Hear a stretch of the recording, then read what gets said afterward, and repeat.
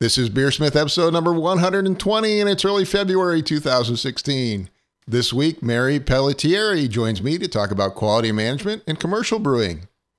Thank you to this week's sponsor, Craft Beer and Brewing Magazine. You get 6 amazing issues each year, packed with information for brewers and beer fans. They're offering a new discount code, which gives you 15% off everything they sell, including subscriptions and training. The new code is BeerSmith 2016. I encourage you to check out this great new magazine for homebrewers at beerandbrewing.com and use the offer code BeerSmith 2016 to get your 15% discount today. And also Anvil, amazing kettles, burners, and accessories to help you forge the perfect beer. Anvil is a new line of brewing equipment from Blickman Engineering and endorsed by brewing author John Palmer. Anvil is durable, reliable, quality line of brewing equipment built to last. Find out more about Anvil at anvilbrewing.com. Again, that's anvilbrewing.com. And also my software, BeerSmith. Grab the free trial at beersmith.com. Enough said. And now let's jump into this week's episode. Today on the show, my guest is Mary Pellettieri, the co-founder and president of La Pavia Beverages in Milwaukee. Mary has over 2 decades in the beverage industry, including experience as a chemist and microbiologist at the prestigious Seibel Institute and Goose Island Beer Company. Mary, it's great to have you on the show. Thanks for having me, Brad. This is exciting. So how are you doing today? I'm well. We had a great week with my startup and, excited to talk more about my book. Have you got hit by the big snowstorm yet? I saw it's coming. Not yet. It's supposedly coming, but they keep telling me it's snow and rain, and I don't know what we'll get. Yeah, we had a nice one here in D.C. last week. Got hit for almost a whole week. The kids were out of school. It was amazing. But yeah, it happens. Anyways, it's great to have you on the show, and I guess you got a new book on quality management out. I was wondering if you could tell us a little bit about that.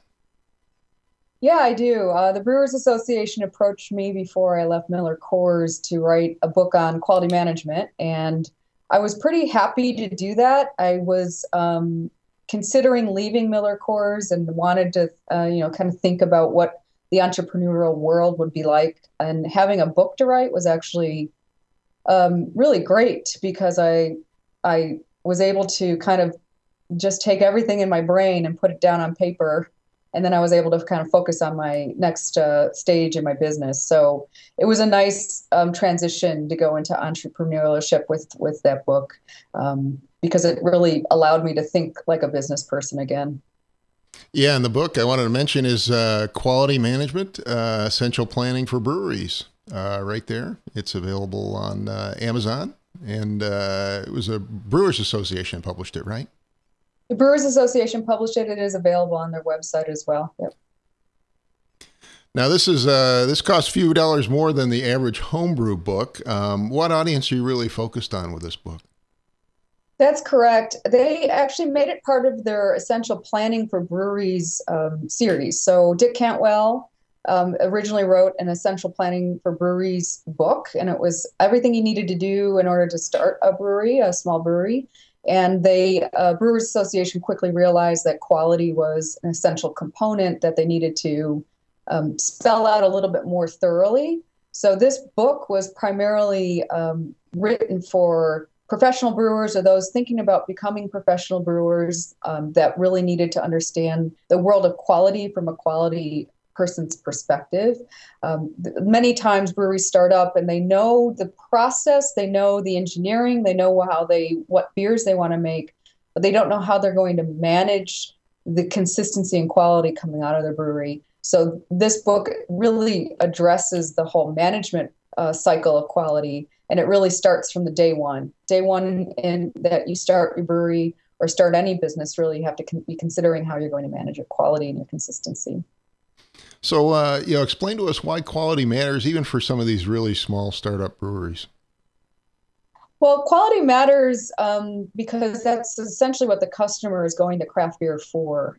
Craft beer has the brand of being higher quality, more artisanal. And the last thing you want to do is turn customers off by making beers that aren't balanced, don't quite hit the profiles you want, maybe even be spoiled, have off flavors in them that are not conducive to really what you wanted to achieve.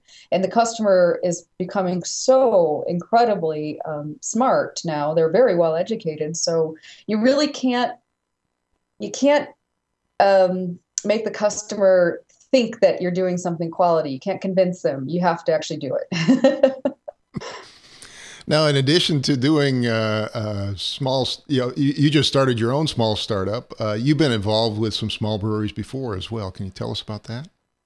Yeah, I'm still involved with small breweries. I do quality planning, and I do really any sort of consulting in terms of a business planning and business operations in small beverages. Really, that's really my focus now. Is the world of beverage. My brand is Top Note Tonics. There it and is. You showed it. And topnotetonic.com is the website. Yep. Thanks for the plug. We do make. We make tonics that are more traditional and meant for mixing. They are, but they're also, I think, can appeal to the craft brewer aficionado just as a soft beverage. That's why I started making them, because I was tired of really overly sweet and overly kind of boring soft drinks. So that's how I would describe soft drinks today. And there it is, Top Note Tonic. Yeah, these are crafted in a tonic tradition of being herbal and maybe even slightly bitter. Certainly for the average Coca-Cola consumer, these would be considered very bitter. But they're not to those that might want to drink an IPA and maybe have something that isn't Coke as a beverage that is a non-alcoholic. We, of course, have to work in the mixology world, so we sell these as mixers. And that's our primary focus right now, is to getting bars and restaurants and wholesalers to sell it in as a mixer. But we also see the category tonics expanding. So that's why we started this company. I'm truly an entrepreneur. If I have to, I can always go back to beer. I do. I still work with a small brewery in Chicago, Argus Brewery. They are very kind to keep me happily employed, working there once a week. I just have to drive down to Chicago once a week. Okay, well, let's get back to beer and talk about how you define quality when we're talking about small breweries. Well, I define quality in a small brewery as continuously improving, working towards that perfect batch, and always, documenting and working towards maintaining that perfect batch. So once you have that quality that you wanted out of your yeast and your materials, your malt, your hops, your water, that flavor profile, you're trying to make that consistent. And that's really what I see as a brewery that's dedicated to quality. You're going to have to dump some batches. And I think that's hard for some breweries to really accept, because maybe they don't want to take on the cost. But when you start up, that's actually, that should be expected, a certain percentage of loss based off of quality not being achieved. Because that whole first 2-3 years, you're learning. And if you really dedicate yourself to learning, you will probably run into trouble, but if you're dedicated to learning, you'll learn quickly. And fail fast is what I always say. Dump those bad batches and move on. I've thrown out a few batches myself over the years, A home brewer, yeah. Maybe more than a few. I don't know what the fail rate is for home brewing, but I would say you should probably know your fail rate and try to improve it. Yeah, it happens. Yes, it does. Well, I assume if you're brewing commercially, though, you're trying to make sure that, if you brew an IPA, it's the same IPA every time, right?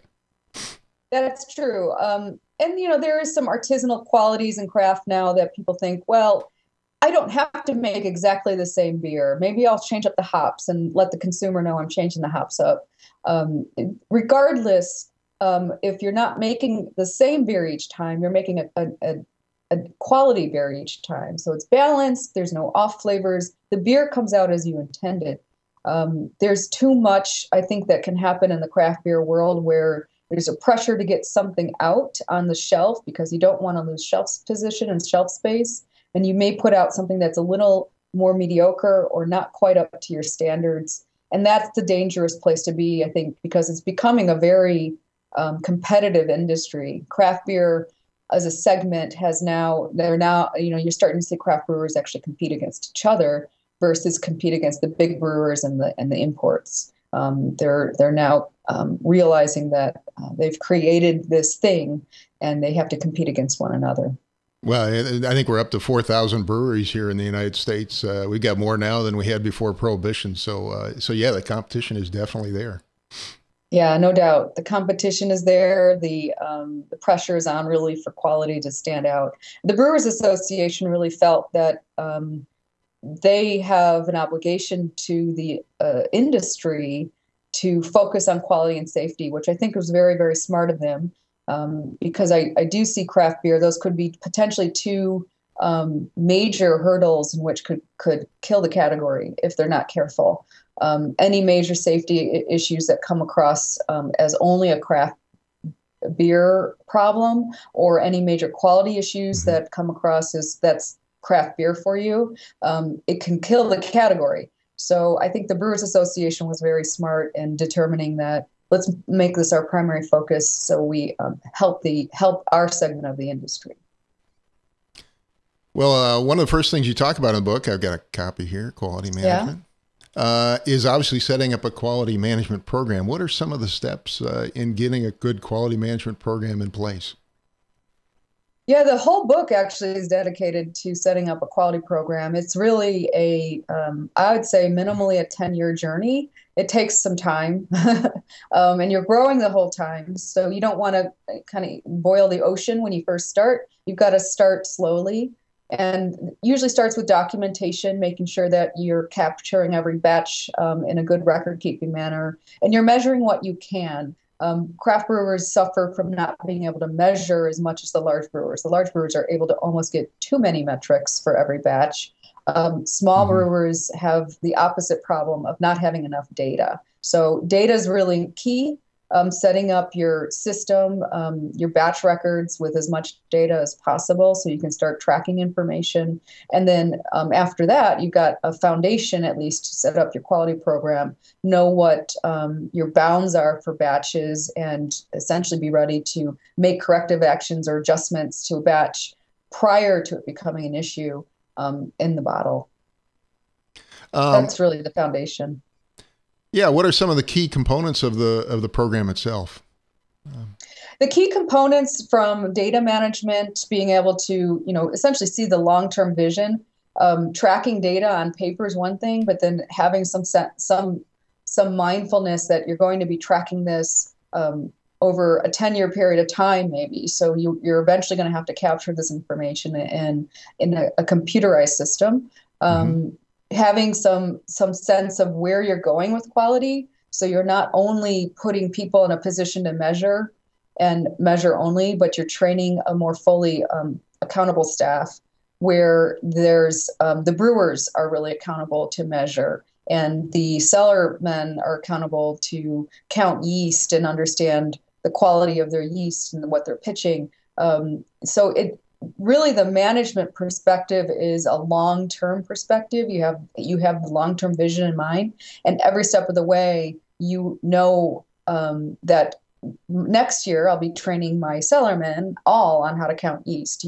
That sort of perspective of where this is an evolving system is really important when you're establishing quality. But it really starts with the basics, and usually one person handling everything from a quality perspective, with the goal of spreading that through the entire brewery as you grow. So, one of the challenges for a lot of these breweries is the growth. How do you manage and bring on new staff? Well, that is the challenge. Breweries sometimes grow faster than what the management is really ready. They just have to get the volume out. So that quality piece sits really in one person's plate. And before you know it, they're really overwhelmed, because they're not only they've got operations that they have to focus on. They've got to get the beer out. They've got to order the materials or logistics. And they also have to manage quality, and it can quickly become, and safety for that perspective. And it can quickly become something that they're overwhelmed with just simply doing it all. And many times either quality or safety start to get hurt because something starts to fall through the cracks. So I think the growth piece is really important to be, you have to be ready to put someone in the right position so they can take over those pieces and not let any of those parts fall to the ground. Because I think that's the growth perspective of is making sure you have people in place to take over and not let those important functions get dropped. Yeah, almost everybody I talk to that's successful in creating a craft brewery is then worried about raising money for the next phase and expanding into the next phase and growing into the next phase. It's a real challenge. It is a challenge. There's as a business owner, I now see how much time I'm spending just to figure out my next round of financing. And I even had the conversation with my partner, who's my husband, that we need to maybe put more on his plate from a perspective of managing the kitchen and the kitchen parts. So anything with the FDA, anything with safety, anything that requires us being ready for inspection. I need to train him on those things because I'm in the same position where I'm getting ready to grow. I'm doing more sales and marketing than I ever really thought I would even know how to do. It takes a lot of time. It takes time. It takes time to get into the market. And before you know it, like I said, it can very easily spin out of control. So I really speak from the heart when I say have someone ready to take on those pieces. And if you can't find someone for those pieces, make sure that you don't lose sight of them and hire someone else to do, maybe the sales and marketing piece or the operations and logistics side, just so they don't drop. Absolutely. Yeah. I spend a huge amount of time on marketing and of course, answering questions from people. I wanted to, yeah, software is a great business, isn't it? Yeah. I wanted to ask you about the brewing process itself. You talked about monitoring the brewing process and measuring the brewing process. What are some of the ways you do that? Well, some of the most fundamental ways is just using pH. If you can get a pH meter to work consistently for you, as well as measuring gravity or Plato. Those are obviously two critical components to beer. And it's so funny how much troubleshooting really comes down to those two things. pH especially is really critical. And it's amazing to me how little brewers will think that a plus or minus 0.3 in a pH on the pH scale is nothing. Well, it's actually huge in terms of flavor and flavor consistency, as well as how your yeast might be behaving. So I really think pH is probably number one, the most easy thing to do. Start measuring pH right away. Number two is Plato, because you need to know how much sugar you're making for alcohol. And then after that, you can really start looking at everything from how consistent you are to of lautering, how much waste and yields you're getting. Those are things that a larger brewer thinks of in terms of a small brewer. Sometimes yields and waste don't really come into effect until they realize how much money they might be losing. For a home brewer, it's certainly pH, Plato. If you can do any sort of microbial testing, there's some really easy kits out there just to make sure that you're not putting beer into dirty bottles or any surface that's dirty. Those are some easy things that you can do now. I think brewers really suffer today from taking on more complexity than they're ready from a quality perspective. So small brewers many times have multiple strains of yeast, for example, and they don't really know how to monitor that those yeasts aren't getting cross-blended, those yeasts aren't seeing the proper conditions. The brewery I'm working with right now, we do lagers and ales, and they were aerating everything the same way. And I'm starting to challenge that because, I came from an all lager and all ale brewery before. So doing both makes me realize, oh, wow, this process control piece in terms of aeration actually makes a big impact to the consistency of our flavors. So maybe we can dial this in a little better so the ales taste as consistent as they should, as well as the lagers. Funny thing is, the lagers are normally harder to make, but we seem to do those well. And ales can be supposedly easier to make, but I think ale flavor can be just as sensitive as a lager sometimes. And a little thing like oxygen, and the amount of oxygen you put into a batch makes a big difference. Wow, you covered quite a bit of ground there. I wanted to try and break those down a little bit. Let's talk about pH first. When you're measuring a pH, are you looking at the mash pH, or are you looking at the pH of the finished beer? Which one are you measuring? Everywhere. Measure pH everywhere. Measure your water, your mash, your kettle before knockout. Measure your pH at the start of fermentation, pH at the end of fermentation. Measure your finished beer pH if you're doing any sort of filtering or any sort of fining or any finishing at all. Make sure that finished beer pH, once the CO2 is on it, is hitting the standard that you want. If you measure at least those 5-6 points, you have a plot of information that you can look at the next time you do it. Like I said, though, people play with yeast, and before you know it, they've got a different pH profile for a fermentation or a beer. I know even a small change in the malts can change your pH in the mash, which is going to drive everything, really. Absolutely, yeah. If you're a small home brewer, the data keeping is almost just as a way to learn and to understand about beer. And I think that playing around with different variables and seeing how it impacts these measures, these standard measures, is actually one of the fun things about homebrewing. I used to homebrew years and years ago, before I even got into the industry. And I thought I was going to become a winemaker. And my then boyfriend, now husband, introduced me to making beer. And after that, I got my job with Siebel. So I very well know how much fun it can be to start homebrewing and just learn, because it really is a learning opportunity. It's almost like pilot brewing all the time. The big brewers love to pilot brew because they can play with all sorts of variables and learn. You think we know everything about beer? We don't. Yeah, I forgot to mention you're a microbiologist, so you do know quite a bit about beer. Yeah, the microbiology almost came as a requirement of the job. If you're in quality in a small brewery, you really have to understand both the chemistry and the micro.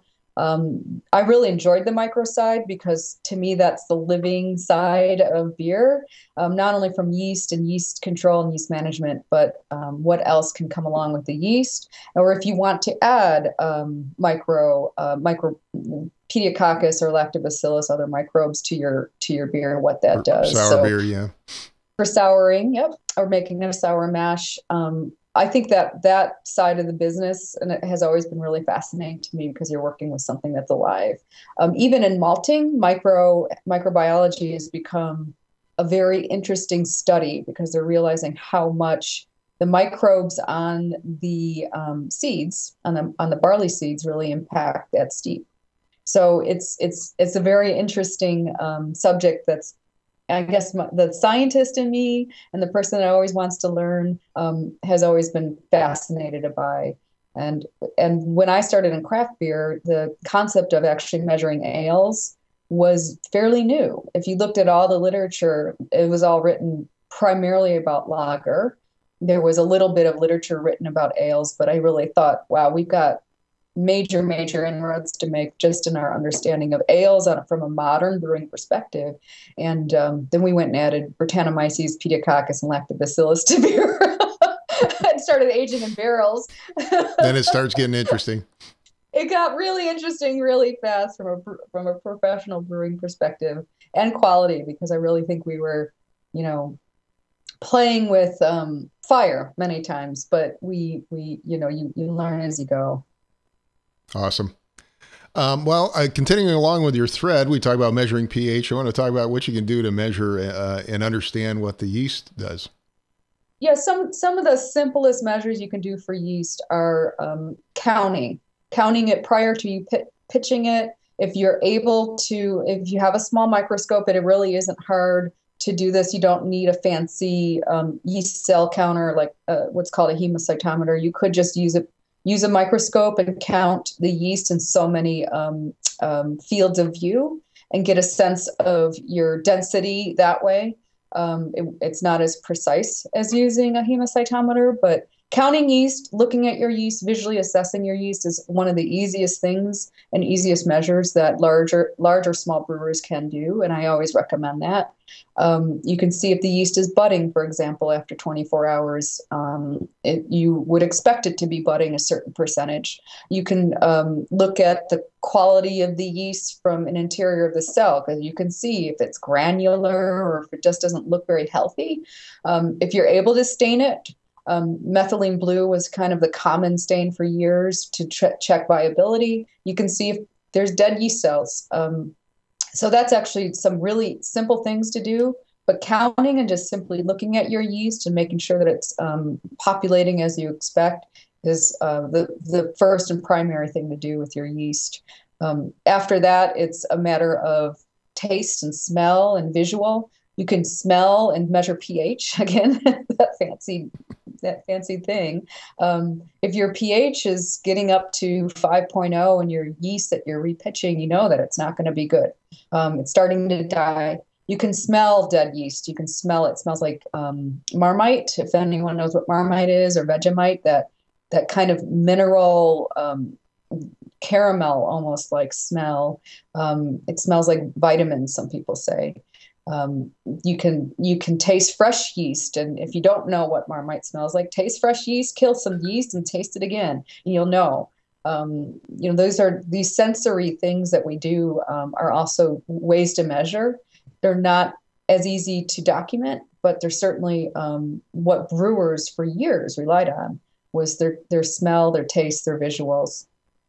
And along the way, I assume you're trying to measure the quantity of the yeast, right? And making sure you pitch enough. Obviously, you want to pitch a lot more if you're working with a lager than an ale. That's true. Yeast comes in a certain pitchable quantity usually. And like I said, if you're able to count that and actually quantify it with a hemocytometer, it's great. If you're not able to do that, you usually have to rely on what that yeast grower gives you in terms of a cell density and do some calculations. Some people have different theories on propagation and starting with a fresh culture of yeast. If you pitch too low, you're going to get a lot of growth, but that beer is probably not going to taste as high quality as maybe you want because it was the first generation. Usually brewers try to pitch enough to make the yeast obviously grow and reproduce, but not to be so stressed that all it is trying to grow and consume all the sugar. If your yeast is lagging, if your fermentation is lagging in any sense, you may have underpitched, you may have under-aerated. There's all sorts of reasons why that can happen, but usually underpitching is a tragedy for the beer because it ends up, the beer can stall out, not finish in its right gravity, and your yeast actually got stressed along the way. So repitching that yeast might even be hard to do.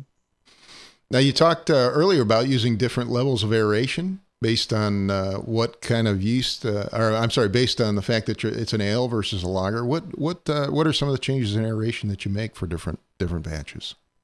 Well, aeration really makes an impact on yeast physiology and growth.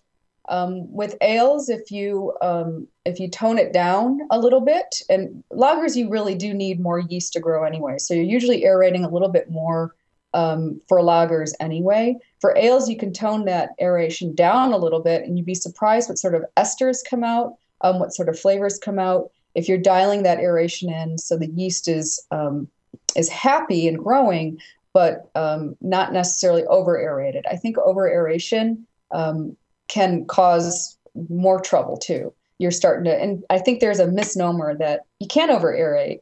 Well, with air, that's true, but if you're using pure oxygen, it can be very easy actually to get quite a bit of dissolved oxygen into that wort, and it can be damaging to the yeast. You'll start tasting things like green apple. Too much green apple would be a sign that your yeast had too much air. It really only takes a very small burst of oxygen. I can't remember, it's like 10, 20 seconds maybe. Yeah, the calculations are out there.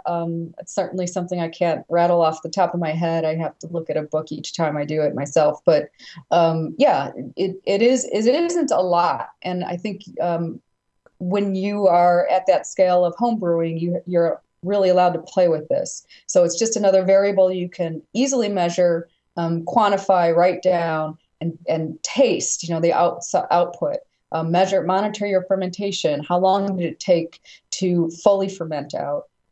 Did you get to terminal gravity within 3 days? Did you get to terminal gravity within 7 days? If it's an ale, I would expect you to get to terminal gravity fairly quickly. A lager can take a longer time because you're fermenting at a colder temperature, but regardless, measuring everything as much as you can is really just the ideal way to learn and the way to start creating the same batch all the time.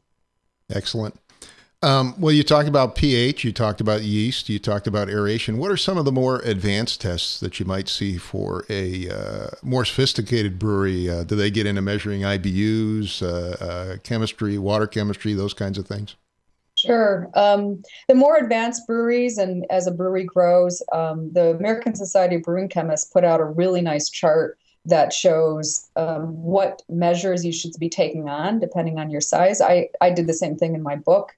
It usually comes down to cost. And as you're a larger brewer, you're able to invest more into quality and into some of these instruments that cost a lot of money. Dissolved oxygen is huge. You measure dissolved oxygen throughout the entire process, and that obviously especially in the finished beer, right? Especially in the finished beer and in fermentation. One thing that I heard a large lager brewer doing, which I thought was brilliant, was they actually measured oxygen consumption from their yeast. So as the beer went into the tank, and then they would watch like a thermometer how much oxygen was left after 24 hours. It really gave them a sense of how healthy their yeast was. So, DO, which seems like a very simple thing that you would only maybe measure in one place, becomes something that you can use throughout the brewery. And it's expensive to get that test in because those monitors are not inexpensive. They're the cost of a car. They are worth it though, because they really help make your beer much, much better. They start to, you can get fairly simple tests in the laboratory, such as IBU measurement and color. Those require a spectrophotometer. You can get a used spectrophotometer for fairly cheap. Yeah, I know a lot of labs now offer those tests even for home brewers. You can send a sample in and have the IBU measure, precise color, those kinds of things. Yeah, and IBUs is one of those things that calculated IBUs is very different than actual. And you need to measure it in order to really know if you got the level of bitterness that you were targeting. When I first started at this small brewery, the first thing I did was ask them to get that measured at a lab for several of their beers. And I went back and backtracked, calculated how much a percentage yield they're getting off of their kettle boil. So that there's a certain percentage of alpha acids that's going to come off of these of your hops, and every system is different. So you need to know the final and then back calculate that percentage. Again, those calculations are out there. I don't. Yeah, it's a real challenge. I get the question all the time because even if you just use the three major estimating equations, it's Rager and Garrett's and Tinseth, they all give very different results. So, right there tells you that it's an estimate. It's not a precise science, It isn't a precise science in certainly every brewery system may have a different result. Yeah, that's something a lot of people don't realize. When you get to commercial sized breweries, the utilization goes up pretty dramatically. So if you take like a homebrew scale recipe and you start brewing it on a commercial system, you're going to come in way over the top in terms of bitterness. Yep, absolutely. So I've run into that a couple times myself. Okay. Well, I wanted to ask about microbiological tests. What microbiological tests can you potentially do? As a small brewer, the easiest thing you can do is measure. You can look for yeast. So that's something that I put in place in this small brewery that I'm working with right now. And we actually are using something called Petri film. which isn't a standard in the brewing industry by any sense, but it is a standard in the food industry, and it doesn't require any fancy autoclaves or anything in terms of making the media. It comes as a dehydrated media that you rehydrate with your sample, and 3M makes these, and really homebrewers can use this if you wanted. If you wanted to count yeast, it's hard to see sometimes. The yeast takes about 5 days to grow. It's not the perfect way to do it, but we started implementing that just to count yeast throughout the system. So where we expected yeast not to be after filtration, for example, and in the bright tank, we started counting, and then even in the bottle to make sure that there was no contamination coming from places that we didn't expect. That was important standard to start, because we actually did find out that there were some cleaning practices that we needed to button up and prevent the potential for wild yeast. We're not able to tell the difference between wild yeast and regular yeast on these plates, but we know it's there. So it being there alone was enough for us to make some adjustments. What about chemistry? How does chemistry come into play here? Well, before I get off of micro, I wanted to mention one more test in case Please do.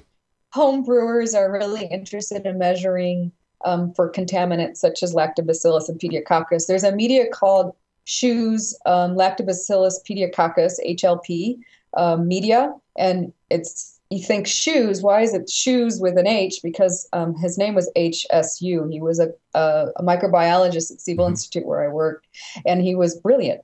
He made this media that was very, very, very easy to implement. And it is an accepted media on the American Society of Brewing Chemists list of medias.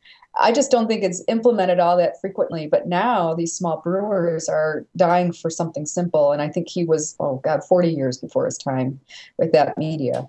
But this is available actually commercially. You can get this as a home brewer, and it's fairly easy to boil up and make at home. And you can, with some sterile technique, basically stab these little test tubes full of shoes media with your sample. And you can very quickly see if you have microbial growth. You'll need to have some sense of temperature and how you're incubating these things. But all that is online. White Labs did a really nice video of inoculating shoes media. So I recommend that if you're at that stage in your home brewing that you want to do something a little bit more for micro testing, that's a great way to do it. Awesome. Well, thank you. Let's talk about chemistry for a minute. Sure. What are some of the things that chemistry can bring into play here? Well, pH is obviously the most basic chemistry that you can bring in Plato. But besides that, we talked a little bit about measuring IBUs and measuring color using spectrophotometric methods. If you get into a small brewery, usually the first thing they'll have is in the lab is a spec. They might have that, we call them specs just because it's easier to say than a spectrophotometer. The other thing that they might actually have is a precise measure for alcohol. So you're not just making a calculation, you're actually precisely measuring it. Those instruments are a lot more expensive. And so the easiest thing to start with is a spec. And you can do a lot of wet chemistry with a spectrophotometer and brewing labs. That was the original way of measuring all sorts of things, from polyphenols to free amino nitrogen, to IBUs, to color. Some very strong measures that you can do on the spec, even VDK or diacetyl you can measure with a spec. There's much more precise measures now with gas chromatographs. Like I said, these instruments become the price of very expensive cars, and you need to have the budget to do this sort of stuff. But a very sophisticated brewing lab is probably multi-millions of dollars. But chemistry is extremely has become, the next wave. I think the third wave of where craft beer is going. These brewers are putting in fairly expensive instruments and really understanding the depth of their beers from not only a micro but a chemical perspective, and that gives them a major advantage in quality as well as in the marketplace. I know a lot of folks on the homebrewing side have really been pushing chemistry, water chemistry in particular, and worrying a lot about, what's their water chemistry look like, what's their water profiles look like. How big a factor is that? Is it a consistency issue at the commercial level or not? Well, depends on the water source. At the commercial scale, if you have a fairly consistent water source like Lake Michigan, which the Chicago brewers deal with, it's not changing all that frequently. So it really depends on the source. If you have a well or a source that's fairly consistent in its chemistry in terms of in terms of calcium, magnesium, these things that impact brewing, you can pretty much measure it, maybe once every 6 months. You're not going to worry so much about it. But if you have an inconsistent, a small source, a river, things where the chemistry might be fluctuating a lot more, that's different. So it depends on where the home brewer is getting their water from. You can rely on your municipality giving you a report on your water chemistry. Those people maybe in Michigan and Flint might disagree with me, but I don't exactly know what happened there. But I think there's some really good data out there from the municipalities that can give you a sense of how much calcium and magnesium is in your water, and you can go from there whether or not you want to treat. Okay, I think we've covered a lot of the science pretty well, but you're also an expert in sensory analysis, which is another key component of any good quality program. What are some of the key pieces in setting up a sensory analysis program for your beer? Yeah. Well, sensory, I think I mentioned it earlier, is one of the oldest tools that we have to measure beer. And getting yourself trained in sensory is easier today than it ever was, because there's kits out there that are being sold that can, even the smallest brewer, or if you're a pack of home brewers, that you can get maybe share the cost and do some training with your homebrew club. I think there's some really fascinating things that you can learn from sensory. First off, you can learn if you're able to taste certain off flavors. I think that's important because you can't use yourself as an instrument if you're not very accurate or precise. The other thing is from sensory, you can really learn how what normal is and what not normal is as you taste your beer throughout the process. So I always recommend for small brewers, know what 24-hour beer tastes like. Understand those flavors. It's going to taste a little yeasty. It might taste a little bit like green apple. It's a great way to learn what green apple tastes like. Another sensory test that we do, very, very simple sensory test, is actually heat the beer up to 60 degrees centigrade in a small enclosed, we use a Whirlpack bag, a tiny bag that keeps the smells in there. And that little bit of headspace after about an hour captures any sort of any buttery character that is in the beer. So if you have precursor that's going to turn to diacetyl still at the end of fermentation, you smell it. It's a very simple test. You don't have to measure it in any sort of fancy $40,000 piece of equipment. You just used your nose.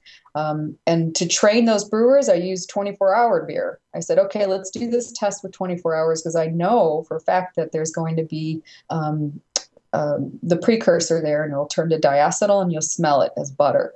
So that was one way to train them. And now they do that test consistently. And we actually have eliminated that as a problem in our finished beer. They were really crashing their tanks and putting their tanks on cooling just based off of time versus based off a quality parameter. Yeah, I encourage a lot of homebrewers to get involved in the Beer Judge Certification Program because it really gives them an opportunity to, understand what some of these off flavors are and understand what good beer tastes like versus lower quality beer. Really a nice program there. I can definitely echo that from my experience as a brewer that was as my start of my career. I was asked to judge because they needed women. They really had no women, maybe 5 that were judging the Great American Beer Festival back in the 90s. So I was asked to learn and judge, and I took the opportunity when I had the opportunity to go. I think it made me a better brewer right off because you really do learn the different profiles that even one style of beer can relate and definitely learn immediately what off flavors taste like in that style. So with those specific yeast types, and then being surrounded by more experienced brewers that had 30, 40 years in the business, really made you up your game with sensory. So I fully agree that learning to judge, or being positioning yourself to be in any sort of judging of a competition, you'll learn a lot, and you'll train yourself. It's a great way to kind of train your own sensory tools. So, Mary, we've talked about a whole bunch of different kinds of tools and tests and things you can use to help ensure quality of the beer. How do you pull all this together into a total quality program? Well, yeah, and that's, as we said, even a small brewer can have many different measures throughout a batch, from quality to all sorts of temperatures, sensory. You've got to put it all together in a program in which you're addressing the things that are out of place. So if your pH is starting to drift in your anywhere in the system, say in finished beer, and it's consistent across multiple beer styles, well, that's saying that something's not quite right in the system, and you have to go and do some investigation. So starting with the measures, capturing them in some sort of way in which you can review the information over a trending basis, and then having the discipline to say, oh, this needs corrective action, and I know what my corrective actions are, or this needs investigation, and I will implement a standard way to investigate, in which you're communicating with everyone, in which you go through steps. We talk about continuous improvement in my book, and it's I'd say that's again another phase in which these larger craft brewers, now they have these sophisticated ways to measure. It's so easy to start shooting from the hip when you've got a problem and say, oh, this must be the solution. Now this must be the solution. And they have all these tools at their hands in which they can take a step back and measure. And it's hard to do that because you want to fix the problem, especially if it's holding beer back, that there's that need to act quickly. But I still think you can act quickly in a disciplined manner, so you actually address the problem. Shooting from the hip may feel better, but in many times you don't actually solve the problem, and it rears its ugly head again. Having a system in which you take those measures and continuously improve is really the essence of quality. Well, thank you, Mary. Is there anything else you'd like to add before we go? No, I think this was a fun interview. It made me think back to so many different things. But my life was really dedicated to quality in beverage, and it still is. I think it's not something I can grow away from. And I always encourage people to learn as much as they can about it, because it only will make whatever you're doing in life that much better. Well, thank you, Mary. It's been great having you on the show. I really appreciate you being here. Thank you. I enjoyed it. So again, my guest today was Mary Pellettieri. She's co-founder and president of La Pavia Beverage, author of the book, Quality Management, Essential Planning for Breweries. Thanks again, Mary. Thank you. Take care. Well, thanks again to Mary Pellettieri for joining me this week. Thanks also to Craft Beer and Brewing Magazine, where you can get your 15% discount on their magazine or anything in their store if you use the offer code BeerSmith2016 when you shop at beerandbrewing.com. Again, use the offer code BeerSmith2016 and get your subscription now at beerandbrewing.com. And also Anvil, the new line of brewing equipment from Blickman Engineering.